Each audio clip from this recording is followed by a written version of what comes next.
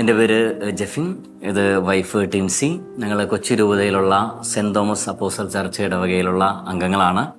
ഞങ്ങൾക്ക് 4 കുട്ടികളാണ്. 4 പേരും പെൺകുട്ടികളാണ്. ആദ്യത്തെ കുട്ടി സാറ, രണ്ടാമത്തേത് മറിയം, മൂന്നാമത്തേത് ഹന്ന, നാലാമത്തേത് മിഖായേൽ. അപ്പച്ചനും അമ്മച്ചിയും ഞങ്ങളുടെ കൂടെ ഉണ്ട്. കർത്താവായ യേശു ക്രിസ്തുവിൽ വളരെ സന്തോഷത്തോടെ ഞങ്ങൾ മുമ്പോട്ട് പോകും. ഞാൻ വിശുദ്ധ ബൈബിള് വായിച്ചപ്പോൾ എനിക്ക് അതിൽ കാണാൻ കഴിഞ്ഞൊരു കാര്യം, ഉൽപ്പത്തി തൊട്ടാണല്ലോ വിശുദ്ധ ബൈബിൾ ആരംഭിക്കുന്നത്. അവിടെ ആദ്യത്തെ കർത്താവിൻ്റെ ഫസ്റ്റ് ബ്ലെസ്സിങ് ഉൽപ്പത്തിയുടെ പുസ്തകം 1-ാം അധ്യായം 28-ാം വാക്യത്തിലാണ്. അവിടെ പറയുന്ന വചനം നമ്മളെല്ലാവരും കേട്ടിട്ടുള്ളതാണ്, എങ്കിലും ഞാൻ പറയാം. സന്താന പുഷ്ടിയുള്ളവരായി പെരുകുവിൻ, ഭൂമിയിൽ നിറഞ്ഞ് അതിനെ കീഴടക്കുവിൻ. അപ്പോൾ ശരിക്കും കർത്താവ് നമുക്ക് തന്നിരിക്കുന്നൊരു മിഷൻ ആ ഒരു വചനത്തിലുണ്ട്. നമുക്കറിയാം, നമ്മുടെ പഴയ ജനറേഷൻ തന്നെ 4, 5, 10, 12 പിള്ളേരാണ്. അപ്പോൾ ആ ഒരു കാലഘട്ടത്തിൽ വളരെ സന്തോഷമായിരുന്നു. പക്ഷെ ഇന്ന് വന്നപ്പോൾ നമുക്ക് ഈ അറിവ് കൂടി, പിന്നെ ഈ ലോകത്തോടുള്ള താല്പര്യങ്ങളെ കൂടിയപ്പോൾ 2ആയി 1ആയി. ഇപ്പോൾ പലരും കുട്ടികളില്ല, ആ ഒരു കാലഘട്ടത്തിലാണ്. അപ്പോൾ പ്രത്യേകിച്ച് കർത്താവിനെ വിളിച്ചപ്പോൾ ഞാൻ ആദ്യമേ എടുത്തൊരു തീരുമാനം ഇതാണ്: ഈ കാലഘട്ടത്തിൽ കർത്താവ് അങ്ങനെ ഒരു ജീവിത അന്തസ്സിലേക്ക് എന്നെ പ്രവേശിപ്പിക്കുന്നുണ്ടെങ്കിൽ ഒരുപാട് കുഞ്ഞുങ്ങളെ ദൈവത്തിനും സഭയ്ക്കും വേണ്ടി നൽകാൻ ഞാൻ തയ്യാറാണ്. അത് ആദ്യ സമയത്ത് തന്നെ ടിൻസിയോട് ഞാനത് പങ്കുവെച്ചു. ഈ കാര്യം അവൾ വളരെ സ്നേഹത്തോടെ തന്നെ അത് ഏറ്റെടുത്തു എന്നുള്ളതാണ്. എൻ്റെ ചിന്തയെന്ന് പറഞ്ഞാൽ, ഞങ്ങൾ 2 പെൺകുട്ടികളാണ്. അപ്പോൾ ചേച്ചിയുടെ മാരേജ് കഴിഞ്ഞ സമയത്ത് ഞാൻ വീട്ടിൽ ശരിക്കും ഒറ്റക്കായി. അപ്പോൾ ഇന്ന് പല കുടുംബങ്ങളിലും അങ്ങനെയാണ്. പക്ഷേ ഫോണിൻ്റെ ആധിക്യം ഉള്ളത് കൊണ്ടിട്ട് കൂടുതൽ ഒറ്റപ്പെടൽ അറിയണില്ല. പക്ഷേ ആ സമയത്ത് എനിക്ക് ഞാൻ ഭയങ്കരമായിട്ട് ഒറ്റക്കായി. കോളേജിൽ നിന്ന് വരുമ്പോഴൊക്കെ ഒറ്റയ്ക്കിരിക്കുന്നു. അമ്മ ജോലിക്ക് പോവും, അപ്പച്ചൻ മരിച്ചുപോയി. പിന്നെ അപ്പോൾ മാക്സിമം ഞാൻ എപ്പോൾ ഫുഡ് കഴിക്കണം എല്ലാം ഞാൻ ഒറ്റക്കായി. ആ സമയത്ത് ഞാൻ വിചാരിച്ചതാണ്, കല്യാണം കഴിക്കുന്നുണ്ടെങ്കിൽ ഒത്തിരി കുട്ടികൾ എനിക്ക് വേണം. കാരണം എൻ്റെ അമ്മയുടെ ഫാമിലിയിലും അപ്പൻ്റെ ഫാമിലിയിലും ഒത്തിരി മക്കളുള്ള ഫാമിലീസാണ്. അപ്പോൾ ഞങ്ങളുടെ ഫാമിലീസ് മാത്രമല്ല, അതിൽ മാത്രം 2 കുട്ടികൾ. അപ്പോൾ ആ സമയത്ത് ഞാൻ വിചാരിച്ചതാണ്, എനിക്ക് കല്യാണം കഴിക്കുന്നുണ്ടെങ്കിൽ കുറേ കുട്ടികൾ വേണമെന്നുള്ളത്. അത് മാത്രമല്ല, ആ സമയം മുതൽ പ്രാർത്ഥിച്ചു തുടങ്ങി. ഒത്തിരി കുട്ടികൾ വേണമെന്ന് ആഗ്രഹമുള്ളൊരു ഹസ്ബൻഡിന് തന്നെ തന്നീശോയെന്ന് പ്രാർത്ഥിക്കാറുണ്ടായിരുന്നു. ഇവരുടെ ഒരു പാർട്ടും കൂടി ഉണ്ടല്ലോ അല്ലേ? അപ്പോൾ സ്നേഹത്തോടെ അതിൽ പങ്കാളിയാകാൻ കൂടെ ഉണ്ടാകുമെന്നുള്ള ആ ഒരു ഉറപ്പുണ്ടായിരുന്നു. അതുകൊണ്ട് ഞങ്ങൾ ഈ ഒരു മിഷൻ ചെയ്തു. പിന്നെ ഒത്തിരി കുടുംബങ്ങൾക്കൊരു മാതൃകയും സാക്ഷ്യവുമാണ്. നമ്മുടെ സമുദായം വളരും. ആദ്യത്തെ കുഞ്ഞ് സാറ, അവൾ ഫസ്റ്റ് സ്റ്റാൻഡേർഡിൽ പഠിക്കുന്നു. ആദ്യത്തെ കുട്ടിയായതുകൊണ്ട് തന്നെ വളരെ സ്നേഹത്തോടെയാണ് അവളെ ഞങ്ങൾ പരിഗണിക്കുന്നതൊക്കെ. അതുകൊണ്ട് എല്ലാ കാര്യങ്ങളിലും ഒരു അച്ചടക്കം അവളിൽ ഞാൻ കണ്ടിട്ടുണ്ട്. ബാക്കിയുള്ള കുട്ടികളെക്കാളും എല്ലാം ഒരു അച്ചടക്കത്തോടെ അവൾ കണ്ട്, ഒരു ശാന്തത അവൾക്കുണ്ട്. പഠിക്കുന്ന സ്കൂളിൽ ഞാൻ ചെന്നപ്പോഴും ടീച്ചർ പറഞ്ഞൊരു കാര്യം ഇതാണ്: സാറ വളരെ ക്വയറ്റാണ്, വളരെ സൈലൻ്റാണ്. സാറിനെക്കുറിച്ച് പ്രത്യേകിച്ച് കംപ്ലൈൻ്റ് ഒന്നുമില്ല. അങ്ങനെ വളരെ സൈലൻ്റായിട്ട് നിൽക്കുന്നു. അതേപോലെ തന്നെ സാറ് പഠിക്കുന്നതിനേക്കാൾ ഉപരി എന്തെങ്കിലും സാധനങ്ങൾക്ക് ഉണ്ടാക്കാൻ വേണ്ടി, ഇപ്പോൾ ഒരു 2-3 വേസ്റ്റ് മെറ്റീരിയൽസ് എന്നുള്ള അവളുടെ കളിപ്പാട്ടങ്ങൾ വേസ്റ്റ് മെറ്റീരിയൽസ് ഇട്ടുകഴിഞ്ഞാൽ അത് വെച്ചിട്ട് എന്തെങ്കിലും ഉണ്ടാക്കാനുള്ള ഒരു പ്രത്യേക ഒരു കഴിവ് അവളിൽ കണ്ടിട്ടുണ്ട്. രണ്ടാമത്തെ കുട്ടി മറിയം.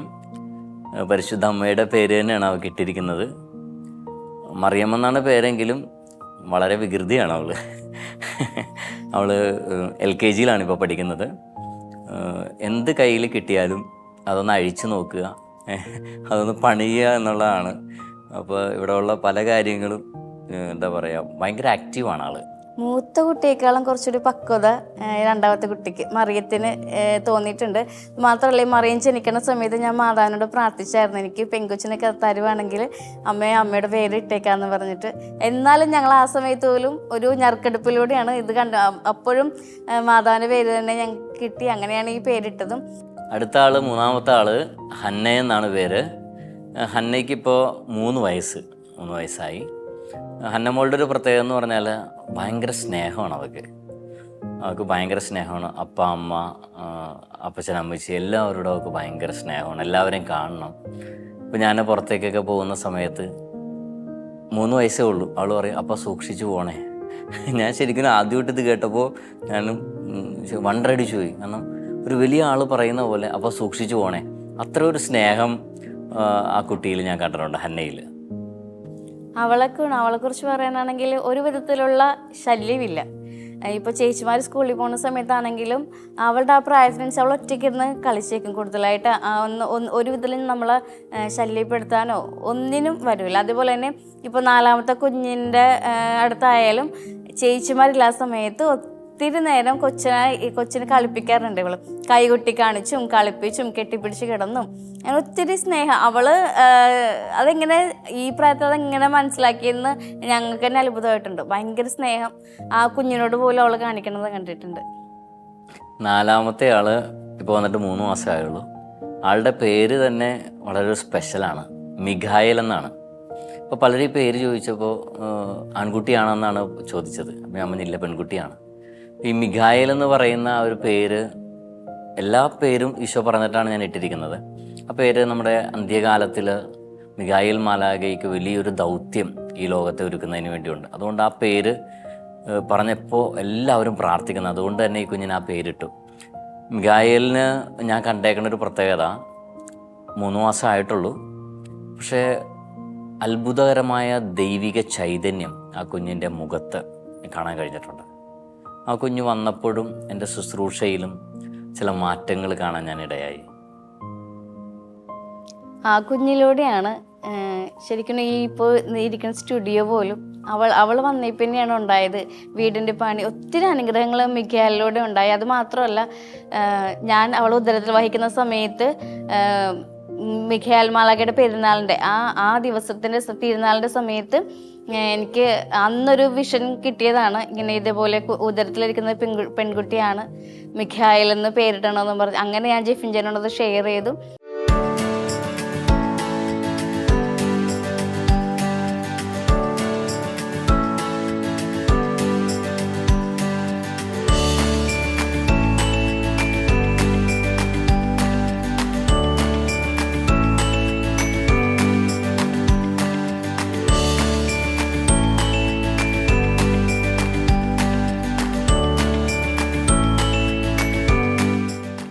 വിശുദ്ധ ജോൺ ബോൾ രണ്ടാമൻ മാർപ്പാപ്പ പറയുന്നൊരു കാര്യമുണ്ട്. സമൂഹത്തിലെ ആദ്യ വിദ്യാലയവും സഭയുടെ ഒരു ചെറിയ രൂപമാണ് കുടുംബം എന്ന് പറയുന്നത്.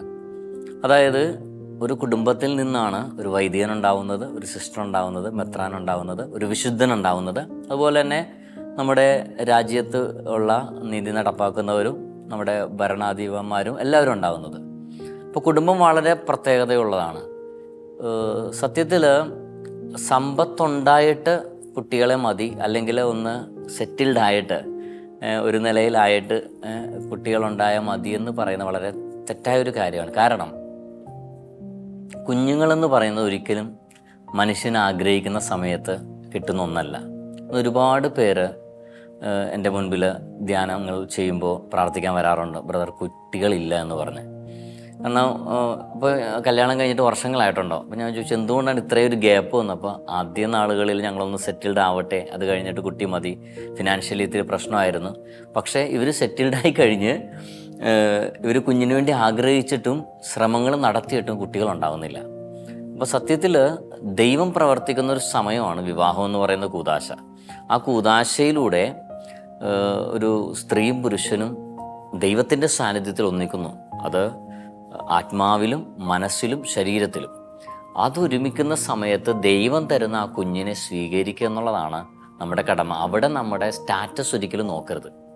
ദൈവം തരുമെന്നുള്ള ആ ഒരു വിശ്വാസത്തിലാണ് ഞങ്ങൾ ഇതുവരെ മുമ്പോട്ട് പോയത്. എനിക്ക് പലപ്പോഴും അത്ഭുതമാണ് തോന്നിയിട്ടുള്ളത്. കാരണം ആദ്യത്തെ കൊച്ചു ജനിക്കുന്ന സമയത്ത് ഞങ്ങളുടെ കയ്യിൽ ഒന്നും ഉണ്ടായിരുന്നില്ല.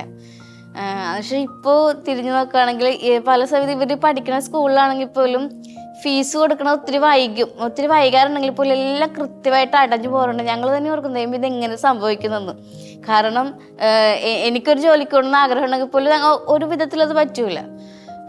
അത് ജെഫിൻ ചേട്ടനിലൂടെ അത് കർത്താവ് എല്ലാം കൃത്യമായിട്ട് ക്രമീകരിക്കുന്നുണ്ട്. ഒരു വിധത്തിലും സാമ്പത്തികമായിട്ട് പിന്നോക്കം പോകാൻ ദൈവം അനുവദിച്ചിട്ടില്ല. എല്ലാം കൃത്യസമയത്ത് എല്ലാ കാര്യങ്ങളും നടന്നു പോയിട്ടുണ്ട്. അതുപോലെ തന്നെ അക്കൗണ്ടിൽ സീറോ ബാലൻസ് ആവുന്ന സമയത്ത് പോലും ഞങ്ങൾ ഈശ്വരനെ മഹത്വപ്പെടുത്തി സ്തുതിച്ച് പ്രാർത്ഥിച്ചിട്ടുണ്ട്.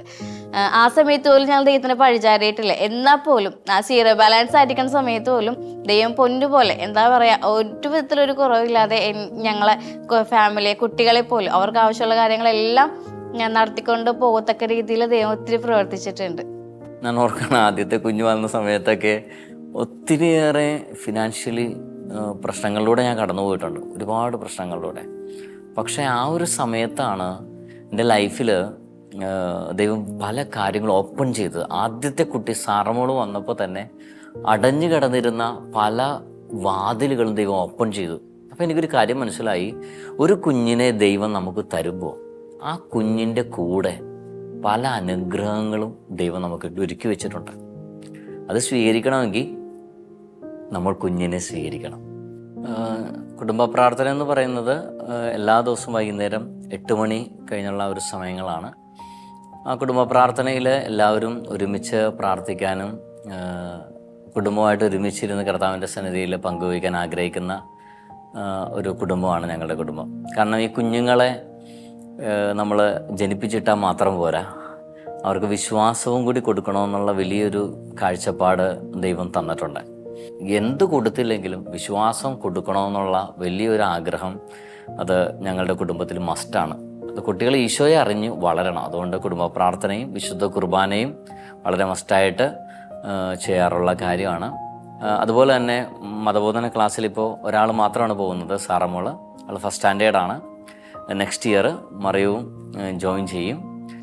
സൺഡേസിലാണ് കൂടുതൽ എന്തെങ്കിലും വചനം പഠിപ്പിക്കുക അങ്ങനെ എന്തെങ്കിലും കാര്യങ്ങളൊക്കെ ചെയ്യാറുള്ളത്.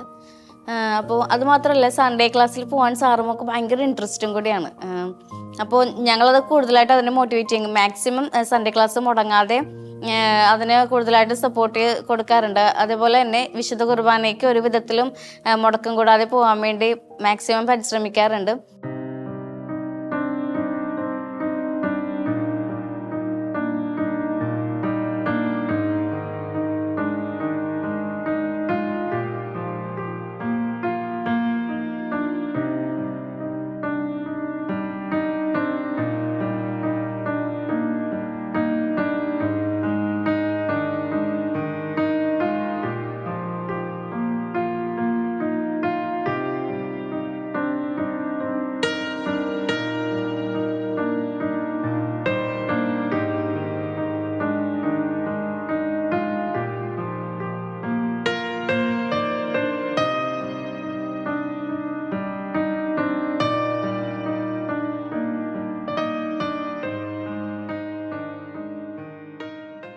ശരിക്കും ഈ കാലഘട്ടം എന്ന് പറയുന്നത് സോഷ്യൽ മീഡിയയുടെ കയ്യിലാണ്.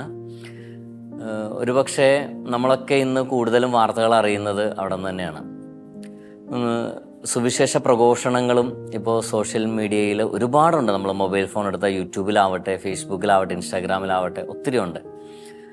എനിക്ക് കിട്ടിയൊരു ഭാഗ്യം എന്ന് പറയുന്നത് കേരള സഭയിൽ ആദ്യമായിട്ട് സോഷ്യൽ മീഡിയയിലൂടെ വചനപ്രഘോഷണം തുടങ്ങാൻ ദൈവം അനുവദിച്ചത് തന്നെയാണ്.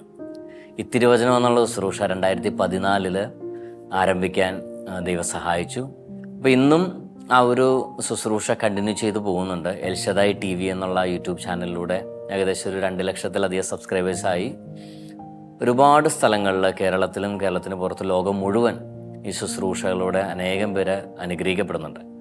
സത്യത്തിൽ ഞാൻ സോഷ്യൽ മീഡിയ ഓപ്പൺ ചെയ്യുന്നത് തന്നെ കർത്താവിൻ്റെ വചനങ്ങൾ, കർത്താവിൻ്റെ ഗാനങ്ങൾ, ശുശ്രൂഷകൾ അതെല്ലാം ഷെയർ ചെയ്യാനും കാണാനും പങ്കെടുക്കാനും വേണ്ടി മാത്രമാണ്. അല്ലാതെ ഈ ലോകത്തിൻ്റെതായിട്ടുള്ള ഒരു കാര്യങ്ങളും സോഷ്യൽ മീഡിയയിലൂടെ കാണാറില്ല. വീട്ടിൽ TV ഇല്ലെന്നുള്ളതാണ് പ്രത്യേകത. അപ്പോൾ സോഷ്യൽ മീഡിയയിലൂടെ ആണെങ്കിലും ഞങ്ങളും കുട്ടികളും അവർ ഈശോയുടെ പാട്ടുകൾ, അതുപോലെ തന്നെ കുട്ടികളുടെ ബിബ്ലിക്കലായിട്ടുള്ള കാർട്ടൂണുകളുണ്ട്, അതൊക്കെയാണ് അവർ കാണുന്നതും പങ്കെടുക്കുന്നത്. ഈ കാർട്ടൂണുകളെ കാണിക്കുമ്പോഴാണെങ്കിലും എന്തെങ്കിലും അത്യാവശ്യ സമയത്ത് മാത്രം കാണിച്ചു കൊടുക്കും. അതല്ലാതെ മാക്സിമം ഫോൺ കൊടുക്കാറില്ല. അതുപോലെ തന്നെ ഇവരുടെ മുമ്പിൽ വെച്ചും ഞാനും ജെഫിൻ ചേട്ടനും അതേ ഫോൺ യൂസ് ചെയ്യാറില്ല. പിള്ളേരുള്ള സമയത്ത് മാക്സിമം പിള്ളേരോട് തന്നെ ഇടപഴകി ആ ഒരു അങ്ങനെയാണ് കൂടുതൽ ടൈം സ്പെൻഡ് ചെയ്യാറ്.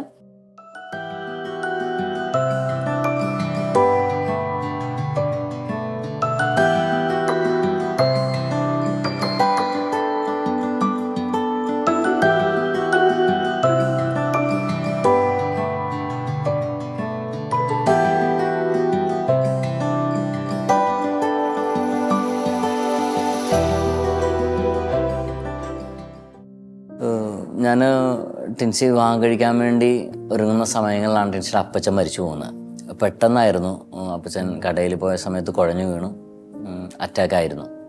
അങ്ങനെ ഭയങ്കര ഒരു സങ്കടമായിരിക്കുന്ന സമയമായിരുന്നു.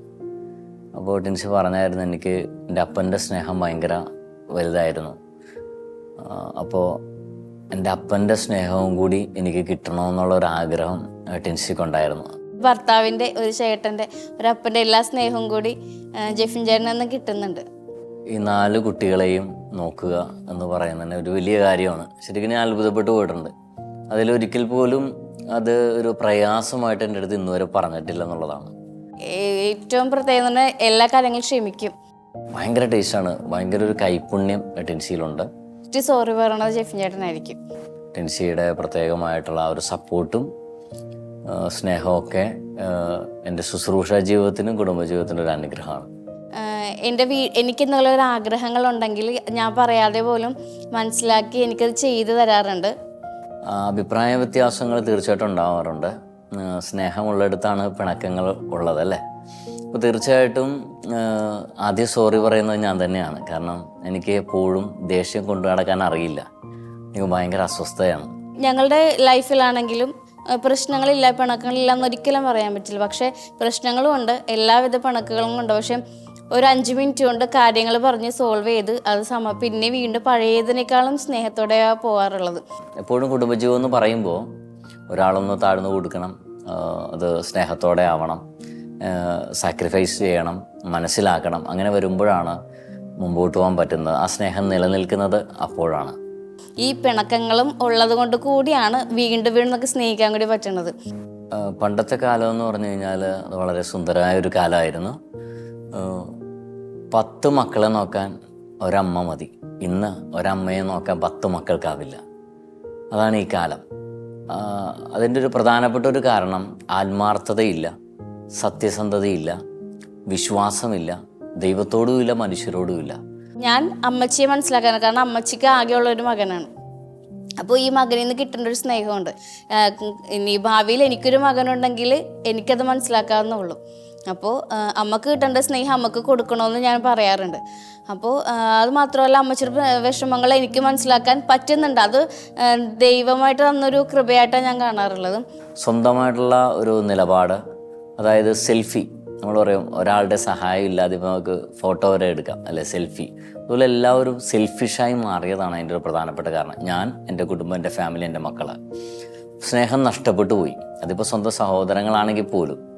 അപ്പോൾ അതെല്ലാം വരേണ്ടത് ദൈവത്തോടുള്ള സ്നേഹത്തിൽ നിന്നാണ്. ദൈവത്തോട് സ്നേഹമുള്ള ഒരു വ്യക്തിയെ ദൈവം നയിക്കും. സഹോദരങ്ങളെ സ്നേഹിക്കാൻ പറ്റും, എല്ലാവരെയും മനസ്സിലാക്കാനും ചേർത്ത് പിടിക്കാനും പറ്റും.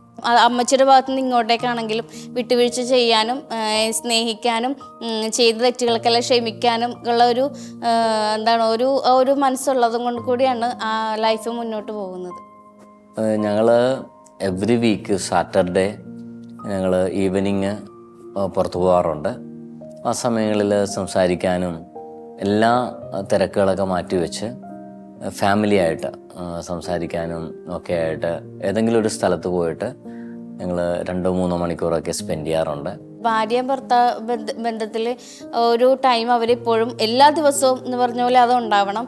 അത് മാത്രമല്ല, കുട്ടികളായി, മറ്റു പ്രാരാബ്ദങ്ങളായി, ഉത്തരവാദിത്തങ്ങളായി, ജോലികൾ എന്തൊക്കെ തന്നെ ഉണ്ടെങ്കിലും, കുട്ടികൾ ഉറങ്ങിയിട്ടാണെങ്കിലും ഹസ്ബൻഡും വൈഫും അവരൊരുമിച്ചിരുന്ന് പരസ്പര കാര്യങ്ങൾ ഷെയർ ചെയ്യണം, സംസാരിക്കണം, അവരുടെ ദുഃഖങ്ങൾ പങ്കുവെക്കണം. അങ്ങനെ ആ ഒരു എല്ലാ ദിവസവും അങ്ങനെ ഒരു ടൈം ഉണ്ടായിരിക്കണം. യൗവനത്തിൽ ജനിക്കുന്ന മക്കൾ യുദ്ധവീരന്റെ കയ്യിലെ അസ്ത്രം പോലെയാണ്. സങ്കീർത്തനങ്ങളുടെ പുസ്തകം 127:4 വചനമാണിത്. എത്രയും പെട്ടെന്ന് വിവാഹം കഴിച്ചാൽ യുദ്ധവീരന്റെ കയ്യിലെ അസ്ത്രം പോലെയായി നമ്മുടെ മക്കൾ മാറും. അതായത് നമ്മുടെ മക്കളുടെ ഭാവി അവർ എല്ലാ മേഖലയിലും തെളിയും.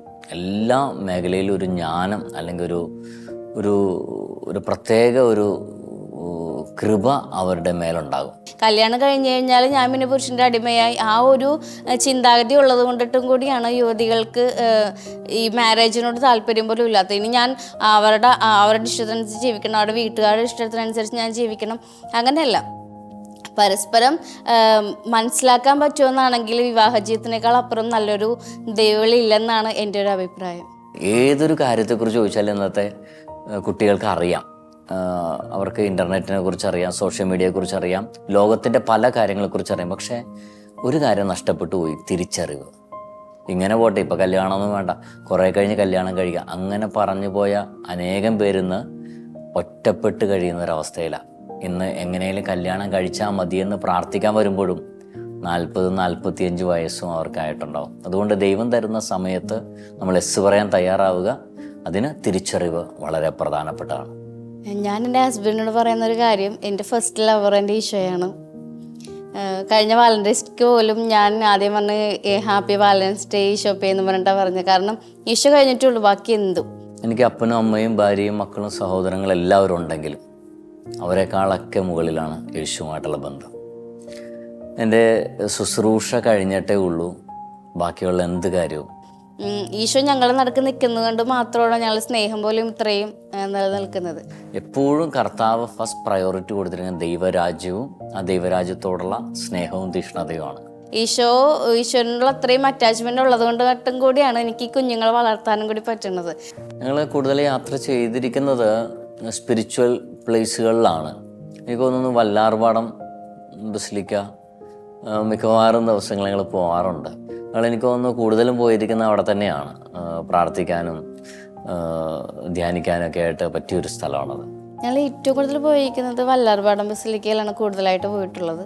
എൻ്റെ ഒരു സ്വപ്നം എന്ന് പറയുന്നത് ഹോളി ലാൻഡ് ഒന്ന് വിസിറ്റ് ചെയ്യണം ഫാമിലി ആയിട്ടെന്ന് പറയുമ്പോൾ അതിൽ അപ്പച്ചനും അമ്മച്ചിയും അവർക്കൊരാഗ്രഹം ഉണ്ടായിരുന്നു. അവരൊക്കെ പ്രായമായി വരികയാണ്, എല്ലാവരും കൂടെ പോകണം. പക്ഷെ അതൊരു ബിഗ് ഡ്രീമാണ്, അറിയാം. അത്രയും ഒരാൾക്ക് തന്നെ ഇത്ര രൂപ ചിലവുണ്ട്. പക്ഷെ അതൊരു ആഗ്രഹമാണ്. കർത്താവ് നടത്തി തരുമെന്ന് വിശ്വസിക്കുന്നു.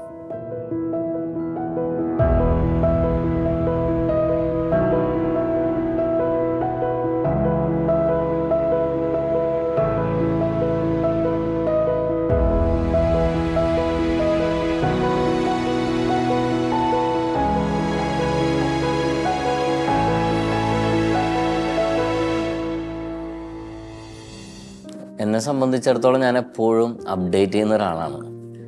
ലൈഫിലായിക്കോട്ടെ, ശുശ്രൂഷയിലായിക്കോട്ടെ, എല്ലാ കാര്യങ്ങളിലും. അപ്പോൾ എപ്പോഴും ഞാൻ ഈ ലോകത്തിൻ്റെ കാര്യങ്ങൾ ഇത്രമാത്രം അപ്ഡേറ്റഡ് ആയിട്ട് വരുമ്പോൾ ദൈവിക കാര്യങ്ങൾ അതുപോലെ തന്നെ നമ്മൾ അപ്ഡേറ്റ് ചെയ്യണം. കാരണം പ്രത്യേകിച്ച് ഇന്നത്തെ യുവതലമുറയെ നമുക്ക് ക്യാച്ച് ചെയ്യാൻ പറ്റണമെങ്കിൽ നമ്മൾ അപ്ഡേറ്റ് ചെയ്യണം. നമ്മുടെ ശുശ്രൂഷ രീതികൾ മാറണം. നമ്മുടെ പ്ലാറ്റ്ഫോമൊക്കെ നമ്മൾ ചേഞ്ച് ചെയ്ത് പിടിക്കണം. അതുപോലെ തന്നെ ഇന്നത്തെ യുവതലമുറ അവർ യേശുവിനെ കൊടുക്കാൻ വേണ്ടി വരാത്തതിൻ്റെ ഒരു പ്രധാനപ്പെട്ട കാരണം കർത്താവിൽ നിന്ന് അവരെ ഏറെ അകലെയാണ്. ഞാൻ പറയുന്നത്, ഞാൻ ആദ്യമായിട്ട് തിരുവചനം എന്ന ശുശ്രൂഷ 2014 തുടങ്ങുന്നത്. എനിക്ക് ക്യാമറയുടെ മുമ്പിൽ നിൽക്കാനോ പ്രസംഗിക്കാനോ ഒന്നും അറിയില്ല. പക്ഷെ ഇന്ന് എത്ര മണിക്കൂറുകൾ പോലും തെറ്റുകൂടാതെ സംസാരിക്കാനുള്ള കൃപ ദൈവം തന്നിട്ടുണ്ട്. അതുപോലെ ഈശോയെ കൊടുക്കാൻ ആഗ്രഹിക്കുന്ന യുവജനങ്ങൾ ഇത് കേൾക്കുന്നുണ്ടെങ്കിൽ നിങ്ങൾ 2 കൈയും വിട്ടാൽ നിങ്ങളുടെ കയ്യിലുള്ള മൊബൈൽ എടുത്ത്, മൈക്കില്ലെങ്കിലും കുഴപ്പമില്ല, കർത്താവിൻ്റെ വചനം പറഞ്ഞ് പോസ്റ്റ് ചെയ്യുക. അത് വൈറലാകും, ഒരുപാട് പേര് കാണും. കർത്താവ് ഒരു പ്ലാറ്റ്ഫോം നമുക്ക് ഒരുക്കി തരും. തുടരെ പ്രസവത്തിന് സമയത്താണെങ്കിലും ആ സമയത്ത് നമ്മുടെ വീട്ടുകാരിൽ നിന്ന് പോലും ഒത്തിരി നമുക്ക് പ്രഷർ കിട്ടിയിട്ടുണ്ട്. പക്ഷേ ആ സമയത്തൊക്കെ ഞാൻ അനുഭവിക്കുന്ന ഒരു സന്തോഷമുണ്ട്. അതുപോലെ തന്നെ ബോഡിക്ക് യാതൊരുവിധ കുഴപ്പമുള്ളതായിട്ട് എനിക്ക് തോന്നിയിട്ടില്ല ഇപ്പോൾ വരെ. നമ്മുടെ മനസ്സിൻ്റെ സൗന്ദര്യം, മനസ്സിൻ്റെ ആരോഗ്യത്തിന് പോലും ഈ ഒരു ഡെലിവറിയും അത് കഴിഞ്ഞിട്ടുള്ള കാര്യങ്ങളൊക്കെ എല്ലാം ഭയങ്കര പ്രധാനപ്പെട്ടതാണ്. നമുക്ക് ദൈവം തന്നത് ദൈവത്തിന് കൊടുക്കണം. അതൊരു സ്നേഹക്കാഴ്ചയാണല്ലേ. അപ്പം ദൈവം നമുക്ക് നല്ല ജോലി തന്നു, നല്ല ആരോഗ്യം തന്നു, നല്ല ലൈഫ് തന്നു, നല്ല ഫാമിലി തന്നു, നല്ല മക്കളെ തന്നു. അപ്പോൾ ദശാംശം കൊടുക്കേണ്ടത് ദൈവത്തോടുള്ള ആ ഒരു കൃതജ്ഞതയാണ്, അല്ലെങ്കിൽ നന്ദിയാണ്. നമ്മൾ നല്ലത് കൊടുത്താൽ ആ സമർപ്പണം ദൈവം സ്വീകരിക്കും. അതൊരിക്കലും വെറുതെ ആവില്ല. ദൈവത്തിന് കൊടുക്കുന്ന ഒരിക്കലും കടമല്ല. ആ കടം കർത്താവ് വീട്ടുകയും ചെയ്യും.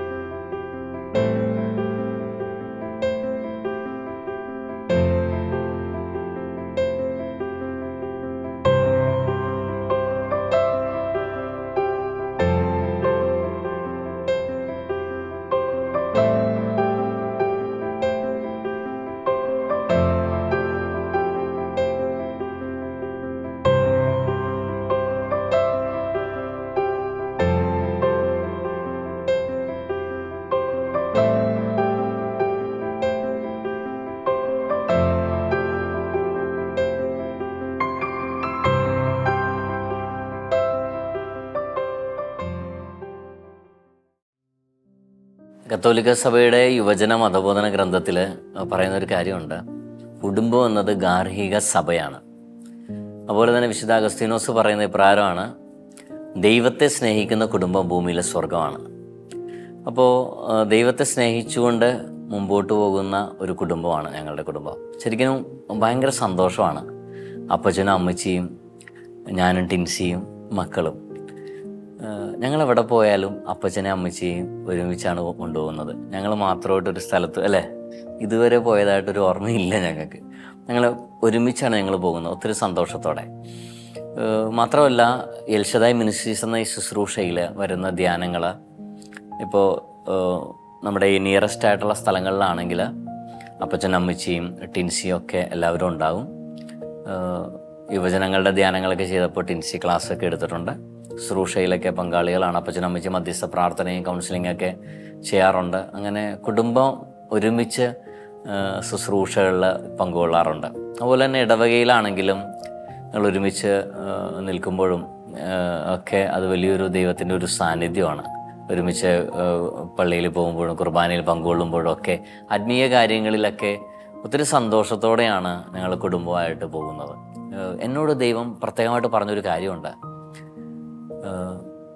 ദൈവത്തിങ്കിലേക്ക് തിരിച്ചു വരാൻ തയ്യാറായാൽ തിരിച്ചു തരാൻ ദൈവം തയ്യാറാണ്.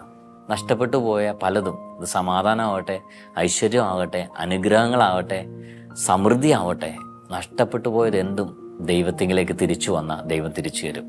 ഇന്നത്തെ യുവതലമുറ കർത്താവിലേക്ക് വരണം, കർത്താവിൽ വിശ്വസിക്കണം, കർത്താവിനെ മുറുകെ പിടിക്കണം. എല്ലാവരുടെയും ഒരു ചിന്തയെന്ന് പറഞ്ഞാൽ കല്യാണം കഴിഞ്ഞ ആദ്യ നാളുകളിൽ മാത്രമേ ആ ഒരു സ്നേഹം കാണുള്ളൂ, പിന്നീട് അതങ്ങോട്ട് മരവിച്ചു പോകും എന്നുള്ള ആ ഒരു ചിന്തയാണ് എല്ലാവർക്കും. എന്നെ സംബന്ധിച്ച് ഞാനത് എക്സ്പീരിയൻസ് ചെയ്തിരിക്കുന്നത്, ഞാനും ജെഫിനോട് എപ്പോഴും പറയുകയാണ്, ഞങ്ങളുടെ കല്യാണം കഴിഞ്ഞിട്ട് 8 വർഷമായി. ഇന്നലെ കല്യാണം കഴിഞ്ഞതുപോലെ നടക്കാൻ പറ്റുന്നുണ്ടെങ്കിൽ നടുക്ക് ഈശോ ഉള്ളതുകൊണ്ട് മാത്രം, ആ ഒരു വിശ്വാസം ഉണ്ടെങ്കിൽ മാത്രമേ ഇനിയും ആ ഒരു വിവാഹ ജീവിതത്തിലോട്ട് കടക്കുന്നവർക്ക് ആ ഒരു ലൈഫ് എൻജോയ് ചെയ്യാൻ പറ്റുള്ളൂ.